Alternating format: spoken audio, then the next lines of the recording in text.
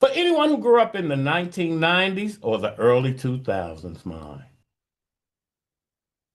all respect to the great Stuart Scott. Stuart Scott embodied everything that made ESPN cool. Until Stuart Scott got there, mine, the only one bopping was Chris Berman. You know, they wanted him to quit saying Babe Ruth and using people's names with different funny liners. That was stupid. They finally let him go back to doing it. But yeah, it was different because I saw a clip of the Stuart, and I'm getting off topic here, but I saw a clip of the Stuart Scott documentary on ESPN. And it was showing him and Rich Eisen when they first started working together. You know, Richie. And so while they were doing Sports Center, Stuart Scott said, yeah, two snaps up. And they were showing you cultural differences. Now, to Rich Eisen, the Jewish guy from New York, he thought it was the Addams family. When Stuart Scott said two snaps, he was talking about men on film from In Living Color. And they put them both side by side and they both snapped. And smashing them together. We begin with two snaps up and two good teams. I feel like this is the opening of the Addams Family instead of Sports Center. Either the Addams Family or In Living Color. Men on Sports. Two snaps and your back feeling low.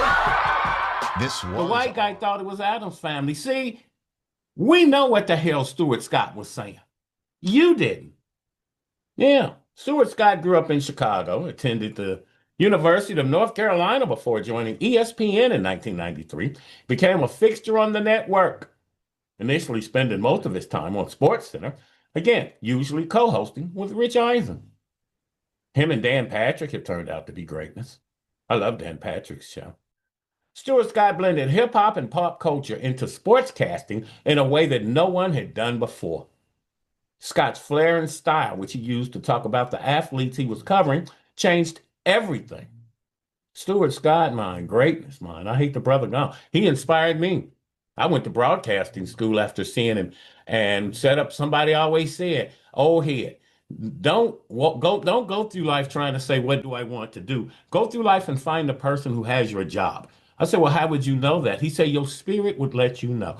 2:30 in the morning, I'm watching Sports Center. Stuart Scott came on. And I sat up in bed. Stuart Scott got my job. Now you got to work backwards. Well, he went to school. I got to go to school. I'm 45 years old. When at 46 was the oldest person in there. But Stuart Scott inspired me to follow my dream. I've been in the radio since I was a kid. But yeah, the great Stuart Scott on 30 for 30. Boo-yah. Please check it out, man.